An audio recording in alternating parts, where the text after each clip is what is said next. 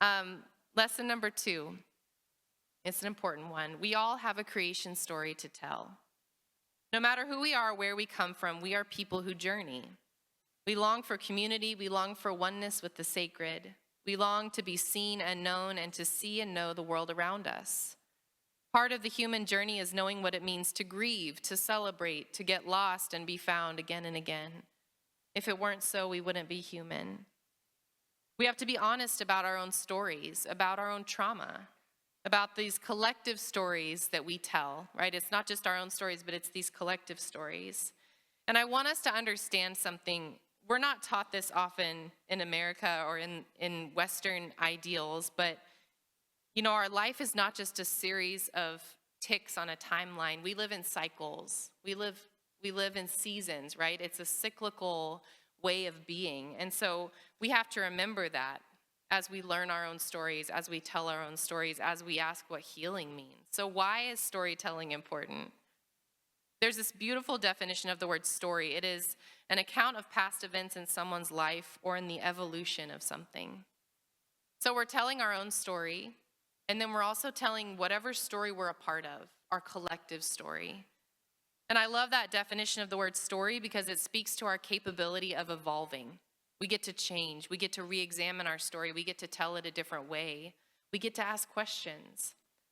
So over the last few years, as Brian mentioned, storytelling for me has been this sacred work of telling the truth of my own story. That I was born into a mixed culture family. I have white and indigenous parents. I was born into a Christian home. And as an adult, I'm looking into these stories of my tribe that I grew up with, but I didn't understand. So I know who we really are, where we came from. We are the people of the Great Lakes region. We are the Potawatomi and Dao, the people of the place of fire.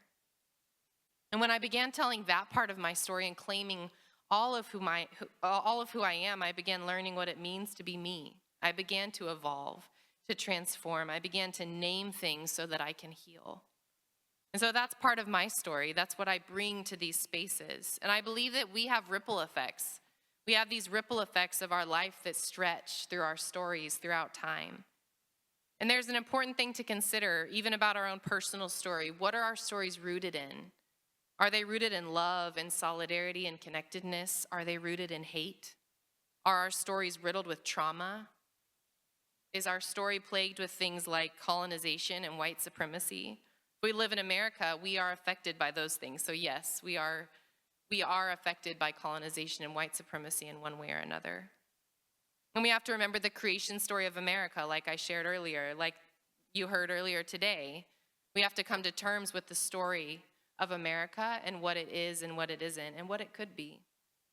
Even our personal narratives have been affected by systems of whiteness and hate. And our work is to own and understand those stories.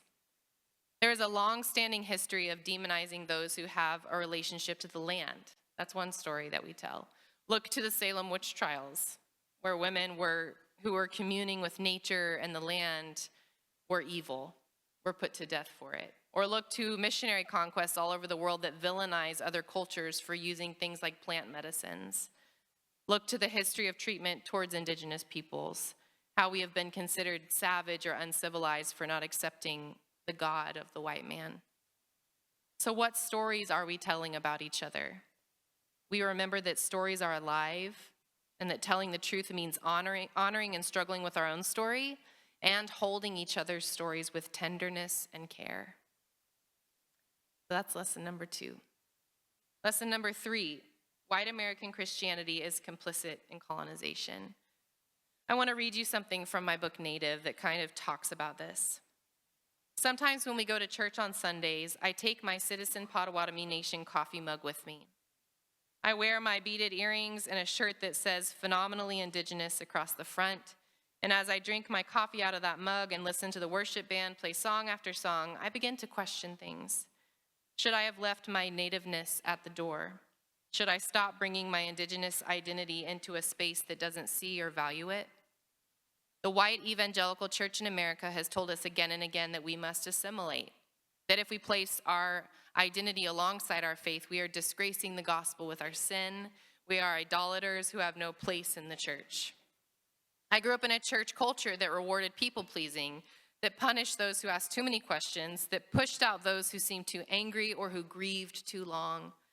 So as an adult, I'm asking all those questions I never asked when I was young. I'm wondering how, after all these years, the church has gotten away with so many oppressive acts toward women, indigenous people, Black people, other people of color, disabled people, immigrants, those who journey with depression or anxiety, those who grieve, those who are gender or non-binary, transgender, or queer. Can we go to church and be angry? Can we go to church and be furious? Can we go to church and ask questions? Can we go to church and fight against what we believe is wrong within it? Absolutely.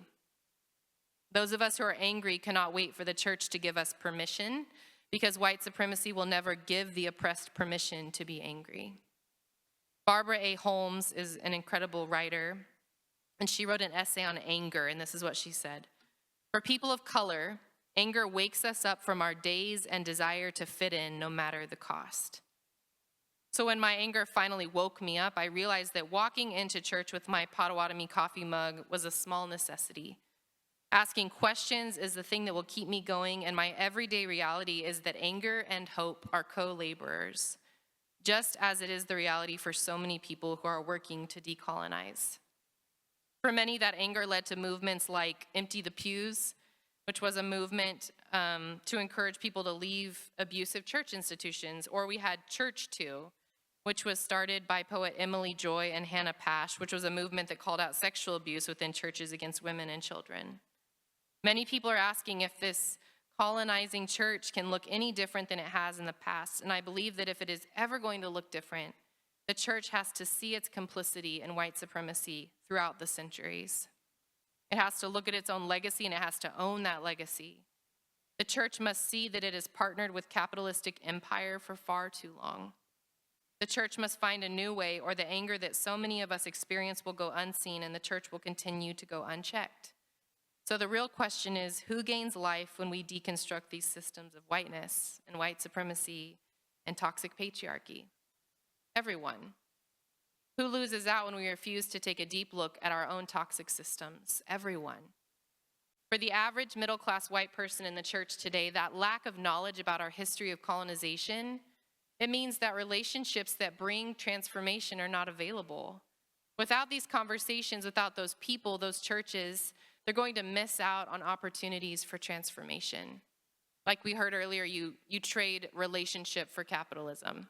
And I use the word kinship a lot. It's the same thing. There's a reciprocity there. There is a metaphor that really seems to fit for me, and it's this idea of a burning fire. I mentioned we're the people of the place of fire in our tribe. And there's this quote by Rumi that I want to share with you. And it simply says this: stay in the spiritual fire, let it cook you. Stay in the spiritual fire, let it cook you.